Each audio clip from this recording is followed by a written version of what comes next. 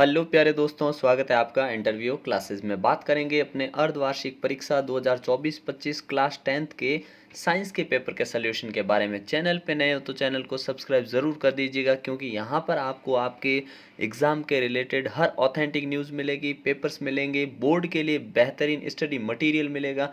ठीक है ना, तो चैनल को सब्सक्राइब ज़रूर कर दीजिएगा। चलिए देखते हैं अपने साइंस के पेपर के सॉल्यूशन के बारे में। बहुत ही बेहतरीन पेपर है, इसकी आपको बहुत ही अच्छे ढंग से प्रैक्टिस कर लेनी है। यहाँ से आपको बहुत से क्वेश्चन आपके एग्जाम पेपर में मिलने वाले हैं। ठीक है, चलिए देखते हैं आपको किस प्रकार के क्वेश्चन है वो मिलने वाले हैं। पहला क्वेश्चन हमारे लिए है, निम्नलिखित में से आपको सही जो है ऑप्शन चुनना है। Which of the following is correct answer. ठीक है ना, अपने को दिया Fe2O3 प्लस 2Al जिससे बना है एल्यूमिनियम ऑक्साइड और आयरन। ठीक है ना, तो ये जो अभिक्रिया दे रखी है ना, ये रिएक्शन किस प्रकार की अभिक्रिया है? संयोजन अभिक्रिया यानी कॉम्बिनेशन रिएक्शन, द्विविस्थापन अभिक्रिया यानी डबल डिस्प्लेसमेंट रिएक्शन, वियोजन अभिक्रिया यानी डिकम्पोजिशन रिएक्शन, या फिर डिस्प्लेसमेंट रिएक्शन यानी विस्थापन। तो देखिए यहाँ पे क्या है, अपने यहाँ से ऑक्सीजन जो है एल्यूमिनियम के साथ ऐड हो गई है। ठीक है, और आयरन को यहाँ से निकाल दिया है, तो आयरन अलग हो गया, विस्थापित हो गया। इसको बोलते हैं विस्थापन अभिक्रिया, क्योंकि एक ही बार हुआ इसलिए विस्थापन द्विविस्थापन इसको नहीं बोलेंगे। तो ऑप्शन अपना जो डी है, द ऑप्शन करेक्ट हो जाएगा। ठीक है, अगला क्वेश्चन देखते हैं। कोई विलेन लाल लिटमस को नीला कर देता है, संभवतः पीएच क्या होगा? देखिए, a solution turns red litmus blue, its pH is likely to be. क्या हो सकता है पीएच? देखिए, अनिल याद रखिए, हिंदी मीडियम के बच्चे, अनिल। अनिल क्या होता है? अ से अम्ल, अम्ल जो होता है नीले को लाल बना देता है, और यहाँ क्या है, लाल को नीला बना रहा है, मतलब वो क्षार है। ठीक है ना, वो क्या होगा, अपने बेस होगा, और बेस होता है उसका पीएच हमेशा ग्रेटर देन 7 होता है, 7 से ऊपर होता है। 7 पे न्यूट्रल होता है, 7 से नीचे अपने एसिडिक यानी अम्ल होता है। ठीक है, 7 से ऊपर कौन सा? अपना एक ही ऑप्शन है। ठीक है ना, डी ऑप्शन यहाँ पे करेक्ट हो जाएगा। अगला है, द्विसंकर संकरण की F2PD का लक्षण प्ररूप बताना है, मतलब आपको फिनोटाइप बताना है F2 जनरेशन का। डी डाई हाइब्रिड क्रॉस में क्या होता है? ठीक है ना, तो F2 जनरेशन में जब भी हम बात करते हैं अपने कौन सा फिनोटाइप, फिनोटाइप होगा 9:2 रेशियो, ये वाला 9:3:3:1। ठीक है ना, ऑप्शन द करेक्ट होगा। और यहीं पे अगर हमसे F1 जनरेशन में जीनोटाइप और फिनोटाइप पूछते हैं, फिनोटाइप और जीनोटाइप, ठीक है ना, तो वो हमसे अगर पूछते हैं तो क्या होते हैं? तो जीनोटाइप, जीनो का टाइप होता है 1:2:1, और फिनोटाइप मतलब फिजिकल अपीयरेंस होती है उसकी 3:1। ये ध्यान रखिएगा। ठीक है, अगला देखते हैं अपने। नेक्स्ट क्वेश्चन है, निम्नलिखित में से उभयधर्मी ऑक्साइड का उदाहरण है एम्फोथेरेटिक ऑक्साइड कौन सा है? तो एल्यूमिनियम ऑक्साइड, यहाँ पे ऑप्शन स करेक्ट हो जाएगा। अगला है, हाइड्रा किस विधि से अलैंगिक जनन करता है, मतलब कौन सा जो मेथड है वो हाइड्रा में होता है? By which method asexual reproduction takes place in hydra? Hydra में होता है अपने बडिंग, मुकुलन। ऑप्शन बी करेक्ट हो जाएगा। नेक्स्ट क्वेश्चन है अपना, जो उत्तल लेंस है, उत्तल दर्पण है, में सदैव प्रतिबिंब बनता है। Convex mirror will always produce an image. ये इमेज हमेशा कैसी बनाते हैं? इसमें फिक्स है, आभासी और सीधा, यानी कि अपने वर्चुअल एंड इरेक्ट। ठीक है ना, आभासी और सीधी इमेज बनेगी। ठीक है, अगला देखते हैं अपने। नेक्स्ट क्वेश्चन है, आकाश का नीला रंग किस घटना के कारण होता है? Due to which phenomena the colour of the sky become blue? तो ब्लू किसके कारण होता है? ब्लू होता है प्रकीर्णन, स्कैटरिंग ऑफ लाइट। ठीक है ना, प्रकाश के प्रकीर्णन के कारण होता है। ठीक है ना, नेक्स्ट क्वेश्चन देखते हैं अपने। बायोगैस का जो मेन मुख्य घटक है, मेन कंपोनेंट ऑफ बायोगैस, वो होता है अपने मीथेन। क्या होता है? मीथेन। ऑप्शन ए करेक्ट हो जाएगा। फिर आहार श्रृंखला में एक पोषी स्तर से दूसरे पोषी स्तर में कितनी ऊर्जा स्थानांतरित होती है? How much energy is transferred from one trophic level to another trophic level in food chain? वो होती है अपने 10%। कितनी होती है? 10%। ठीक है, फिर अगला क्वेश्चन है, रिक्त स्थानों की पूर्ति करनी है। ठीक है ना, फिल इन द ब्लैंक्स है। एक धातु पारद है तो इसके मिश्र धातु को हम कहते हैं अमलगम। क्या कहते हैं? अमलगम। अमलगम, इंग्लिश मीडियम वाले बच्चे भी इसको अमलगम ही बोलेंगे। ठीक है ना, नेक्स्ट है वन ऑफ द, अच्छा इसमें अमलगम भर देंगे। नेक्स्ट है, लार में भी एक एंजाइम होता है जिसे लार या एमाइलेज कहते हैं। क्या कहते हैं? एमाइलेज। एमाइलेज, लार या एमाइलेज कहा जाता है। ठीक है, इंग्लिश में भी एमाइलेज ही लिखेंगे। ठीक है ना, AMYLASE, एमाइलेज। ठीक है ना, नेक्स्ट क्वेश्चन देखते हैं। इसमें हो जाएगा saliva contain an enzyme called salivary amylase. Next है डैश पादप वृद्धि संबंधक हार्मोन है, कौन सा है? तो पादप संबंधक वृद्धि संबंधक मतलब प्लांट हार्मोन विच इनहेबिट्स ग्रोथ, ग्रोथ को जो है ना कंट्रोल करता है, बढ़ने नहीं देता है। तो वो कौन सा हार्मोन होता है? तो वो याद रखिएगा एब्सिसिक। क्या होता है? एब्सिसिक, एब्सिसिक हार्मोन होता है, ठीक है ना। नेक्स्ट क्वेश्चन देखते हैं। ये जो सिंबल है, this symbol is used for, ये प्रतीक चिन्ह किसके लिए प्रयुक्त होता है? तो ये प्रयुक्त होता है अपने प्रतिरोध के लिए, ओम, ठीक है ना। ओम का नियम आता है जिसमें हम प्रतिरोध का बात करते हैं, तो उसके लिए ये चिन्ह प्रयुक्त होता है, ठीक है। अगला है अपने वेरी शॉर्ट टाइप आंसर है, जिसमें आपको बताना है चिप्स की थैली में कौन सी गैस भरी जाती है? Which gas is filled in the bag of chips, chips में कौन सी भरी जाती है? तो नाइट्रोजन। कौन सी होती है? नाइट्रोजन। नाइट्रोजन क्या होती है कि अपने कम अभिक्रियाशील होते हैं, लेस रिएक्टिव गैस होती है, उसके कारण इसको फिल कर देते हैं नाइट्रोजन को, ठीक है ना। अगला देखते हैं।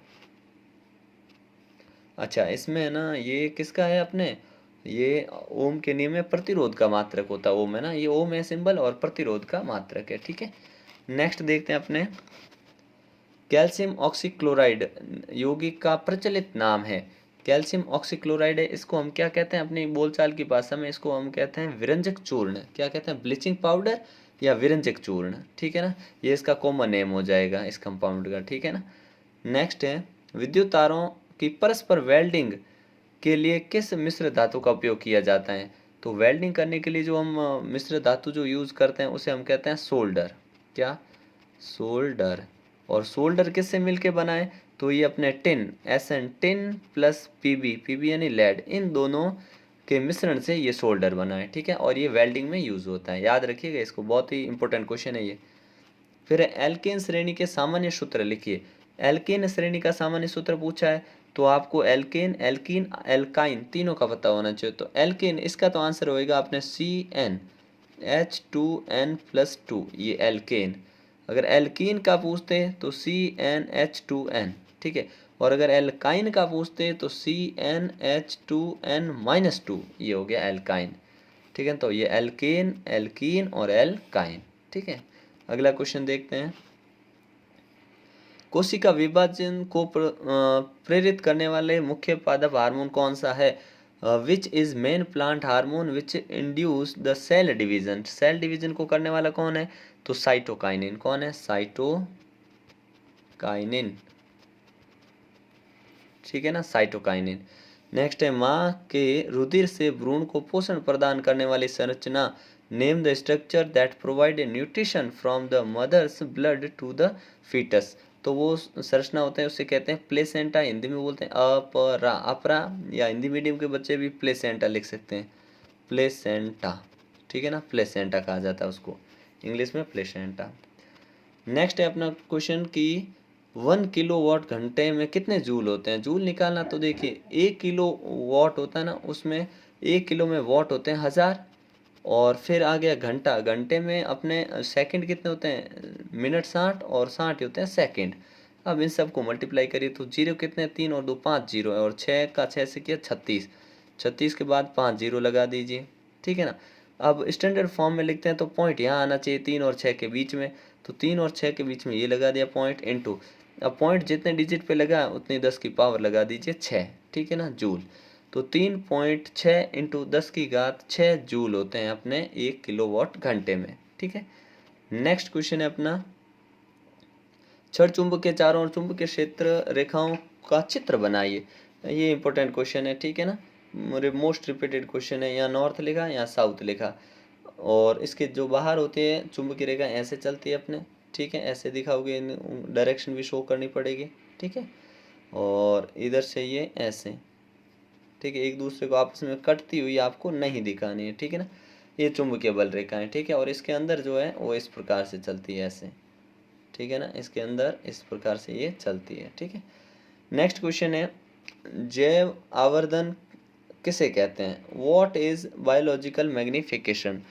तो देखा जाए तो ये क्या होता है कि एनवायरनमेंट में increasing concentration of substance, toxic substance from in food chain, कहने का मतलब जब भी फूड चेन में टॉक्सिक सब्सटेंसेस अगर बढ़ने लगेगा उनका कॉन्सेंट्रेशन, उसको हम बोलेंगे बायोलॉजिकल मैग्निफिकेशन। हिंदी में बोलेंगे एक पोषी स्तर से दूसरी पोषी स्तर में जो अपने विषाक्त पदार्थ होते हैं उनका बढ़ जाना जैव आवर्धनता कहलाता है। ठीक है ना। नेक्स्ट क्वेश्चन देखते हैं। भर्जन और निस्तापन में अंतर पूछा है हमसे। ठीक है, तो भर्जन और निस्तापन यानी रोस्टिंग एंड कैल्सिनेशन। ठीक है, कैल्सिनेशन मतलब ये होगा अपने कार्बोनेट के लिए, कार्बोनेट। ठीक है, रोस्टिंग होगा अपने सल्फाइड अयस्क में, सल्फाइड अयस्क में। तो हिंदी में कैसे लिखेंगे कि भर्जन होता है सल्फाइड अयस्क के लिए। ठीक है, और कैल्सिनेशन यानी निस्तापन होता है अपने कौन से, निस्तापन कार्बोनेट अयस्क के लिए, पहले बात। दूसरी, भर्जन जो होता है, भर्जन यानी भूनना, रोस्ट करना। रोस्ट ये वायु की उपस्थिति में होगा, ऑक्सीजन वगैरह उपस्थित होगा, और यहाँ पे वायु की अनुपस्थिति या कहते हैं कि सीमित मात्रा में वायु होगी। ठीक है, और तीसरा डिफरेंस आप इसमें लिख सकते हैं कि जो अपने भर्जन यानी जो अपने रोस्टिंग होगी इसके अंदर SO2 गैस निकलेगी, सल्फर डाइऑक्साइड, और कैल्सिनेशन में गैस जो निकलती है वो होते हैं CO2। ठीक है ना, कार्बन डाइऑक्साइड गैस, ये ध्यान रखना। अगला क्वेश्चन है कि साइक्लोहेक्सेन और बेंजीन की संरचना बनानी है, तो साइक्लोहेक्सेन का फॉर्मूला आना चाहिए। तो साइक्लोहेक्सेन C6H12 होता है। ठीक है ना। अब कार्बन 6 बना देते हैं, 1 2 3 4 5 6, कार्बन 6 हो गए, बीच में सबके बीच में बॉन्ड बना देते हैं। ठीक है ना, ये लो बना दिया। अब क्योंकि एक कार्बन के साथ 2 हाइड्रोजन लगेंगे तभी 12 होंगे, तो एक इधर भी हाइड्रोजन लगा देंगे, इधर भी हाइड्रोजन। ठीक है, इसके इधर भी हाइड्रोजन। ठीक है, हर कार्बन के साथ 2 हाइड्रोजन होंगे।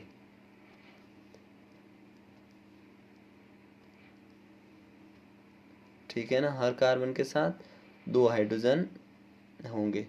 ये अपने साइक्लोहेक्सेन इस टाइप से बनेगा। अगला है बेंजीन। बेंजीन इंपॉर्टेंट है, ध्यान रखिएगा। ठीक है ना, बेंजीन होता है C6H6 होता है। ठीक है ना, और इसको बनाते कैसे हैं कि कार्बन बनाइए 6 पहले, तो ये कार्बन बन गए। ठीक है, अब सब के बीच में लगा दीजिए सिंगल बॉन्ड, ये कार्बन है। ठीक है, single single single single single single. अब एक एक छोड़ के डबल लगाइए बॉन्ड, जैसे यहाँ डबल कर दिया तो अगले को छोड़ के इसको डबल कर दीजिए, और अगले को छोड़ के इसको डबल कर दीजिए। ठीक है, अब इतना करने के बाद आपको सभी के साथ एक एक हाइड्रोजन ऐड कर देना है। ठीक है, ये इसके साथ एक हाइड्रोजन किया कंप्लीट, इसके साथ किया कंप्लीट, ये सारे अपने कंप्लीट हो जाएंगे। इसके साथ भी हाइड्रोजन, सबके साथ। ठीक है ना, हाइड्रोजन भी 6, कार्बन भी 6, और हर कार्बन के वैलेंसी और हाइड्रोजन की जो वैलेंसी वो भी सेटिस्फाई है। ठीक है ना, इस प्रकार से बनाना है। नेक्स्ट है अपना, कार्बन के कौन से 2 गुण ऐसे गुण धर्म हैं जिनके कारण हमारे चारों ओर कार्बन की जो है विशाल संख्या दिखाई देती है। मतलब 2 प्रॉपर्टीज बतानी जिसके कारण huge number of carbon compounds around us, हमारे चारों ओर है। ठीक है ना, तो देखिए पहला जो होता है अपने श्रृंखलन का गुण है, श्रृंखलन श्रृंखलन श्रृंखलन का गुण। और दूसरा हम कह सकते हैं जो अपने श्रृंखलन और चतु संयोजकता, इसकी चतु संयोजकता। ठीक है ना, ये ध्यान रखिएगा, श्रृंखलन और चतु संयोजकता का गुण जो होता है वो इसके लिए ध्यान रखना दोनों में। यानी चतु संयोजकता तो टेट्रावैलेंसी हो जाएगी, और श्रृंखलन को बोलते हैं कैटेनेशन। ठीक है ना। नेक्स्ट है, प्रकाश संश्लेषण में प्रयुक्त होने वाली प्रमुख गैस है कौन सी, प्रमुख घटना कौन सी है। तो प्रकाश संश्लेषण में क्या होता है, ये पूरा प्रोसेस लिखना आपको कि सनलाइट को कौन एब्जॉर्ब करता है, क्लोरोफिल का फंक्शन क्या होता है, यहाँ पे जो अपने स्टोमेटा रंध्र होते हैं और वो गैसों का जो एक्सचेंज करते हैं, वो पूरा प्रोसेस इसमें आपको लिखना है। ठीक है, अगला क्वेश्चन पूछा है कि मानव में मादा जनन तंत्र का नामांकित चित्र बनाना है। ऋतुस्राव क्यों होता है। ठीक है ना, वाई डज मेंस्ट्रुएशन ऑकर। ठीक है, अगला क्वेश्चन, लेंस की समता किसे कहते हैं। तो लेंस की क्षमता जो होती है P=1/f होती है। मतलब फोकल लेंथ के व्युत्क्रम को लेंस की क्षमता कहते हैं।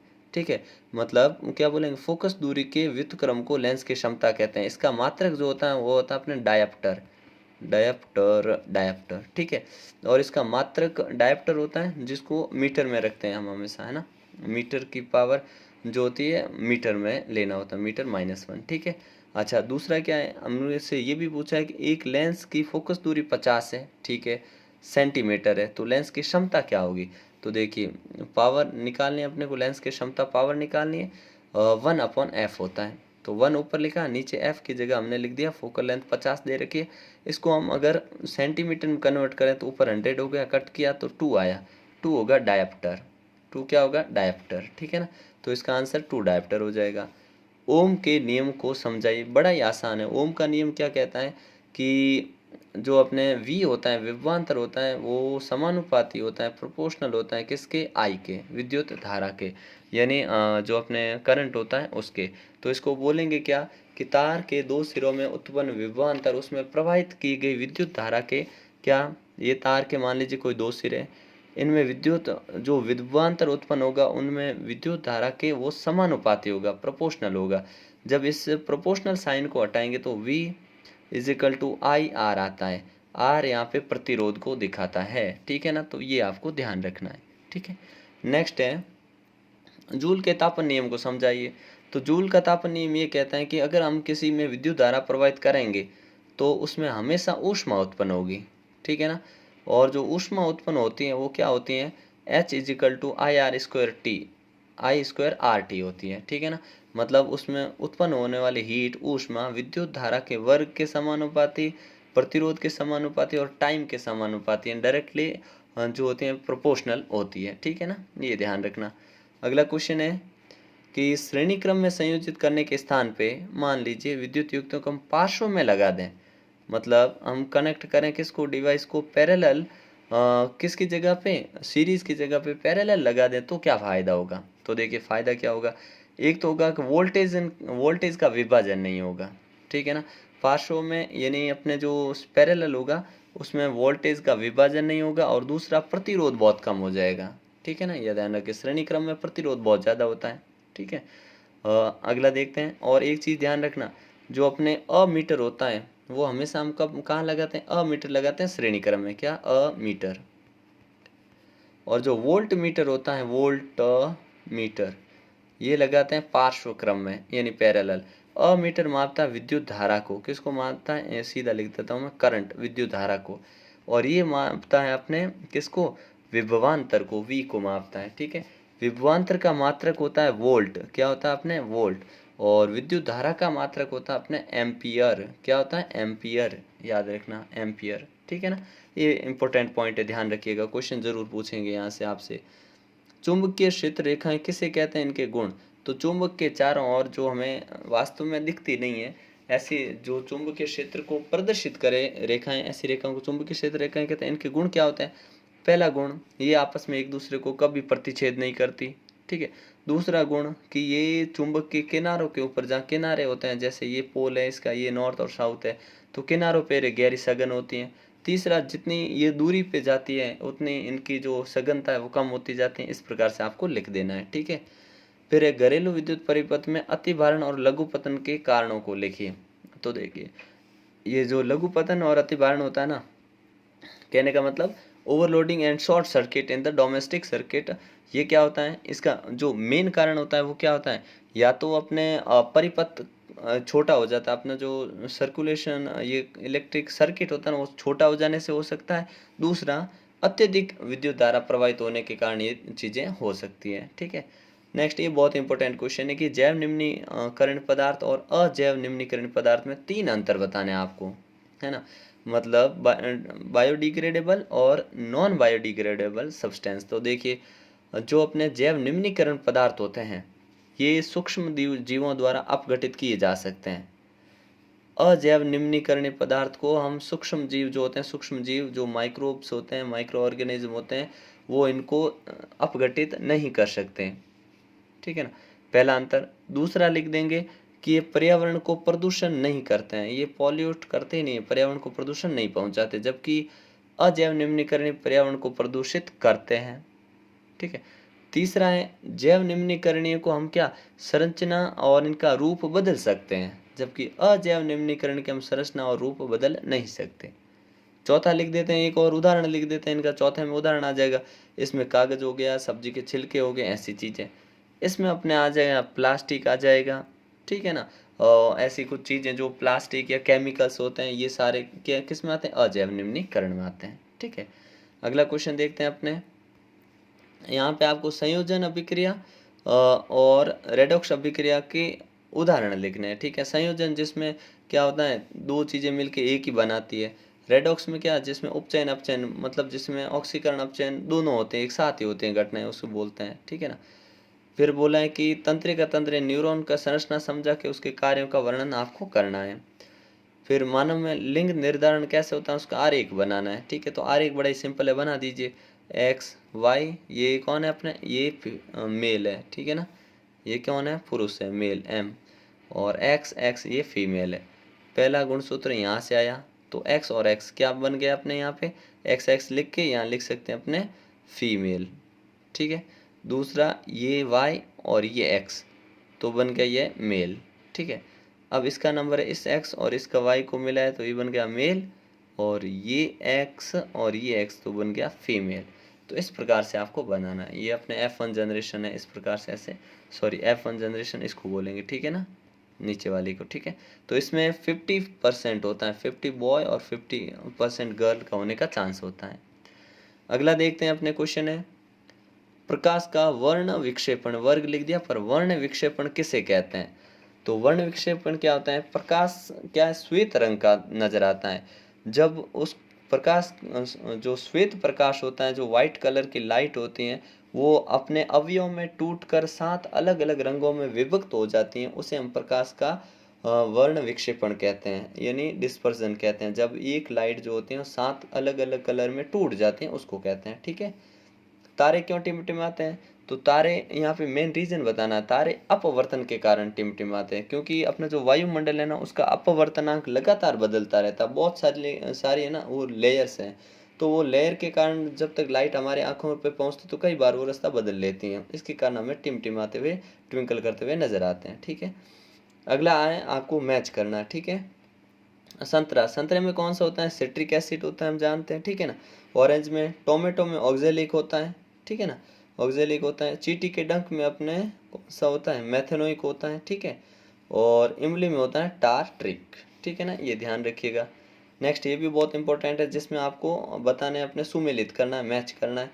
Plaster of Paris, plaster of Paris किस में होता है, प्लास्टर ऑफ पेरिस का फॉर्मूला होता है अपने CaSO4 हाफ H2O। ठीक है, दूसरा है बेकिंग सोडा, बेकिंग सोडा होता है अपने NaHCO3।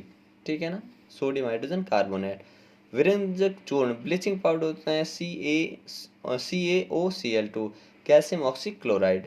और लास्ट है अपने धोने का सोडा, वॉशिंग सोडा होता है अपने Na2CO3.10H2O। ठीक है ना, तो ये इस प्रकार से मिलाना है, इसको इससे मिलाया, बेकिंग सोडा को ऊपर यहाँ पे, ब्लीचिंग पाउडर यहाँ पे, और ये ऐसे। ठीक है ना, अगला क्वेश्चन देखते हैं अपने, नेक्स्ट है, वायवीय श्वसन को परिभाषित कीजिए। फिर अवायवीय को देखिए, जो ऑक्सीजन की उपस्थिति में होता है उसे वायवीय श्वसन कहते हैं। ठीक है ना, जो ऑक्सीजन की अनुपस्थिति में होता है, ठीक है ना, उसे हम बोलेंगे अवायवीय श्वसन।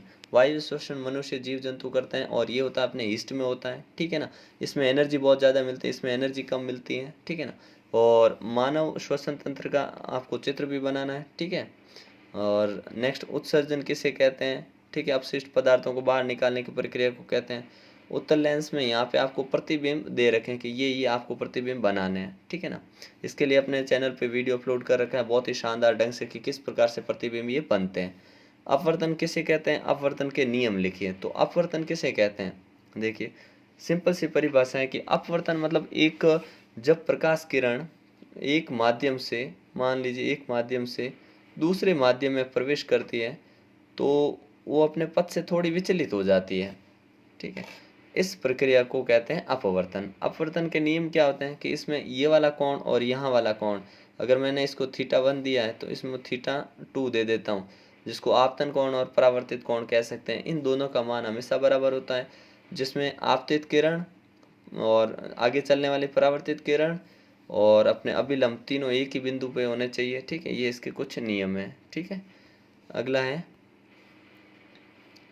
अवतल दर्पण पे प्रतिबिंब, ये अपने को प्रतिबिंब बनाना है। प्रकाश का परावर्तन क्या होता है, परावर्तन जब प्रकाश किसी चीज से टकरा कर वापस उसी माध्यम में लौट जाता है, इसे परावर्तन कहते हैं। परावर्तन के नियम ये सेम है, ये लाइट आई यहाँ से टकराई और ऐसे चली गई, इस पे ये अभिलंब खींच देते हैं, तो यहाँ पे कोण आई बराबर होता है कोण आर के, पहला नियम। दूसरा क्या बोल देंगे, कि आपतित किरण, परावर्तित किरण और अभिलंब तीनों एक ही पॉइंट पे, एक ही तल में होते हैं, ठीक है ना, ये ध्यान रखिएगा।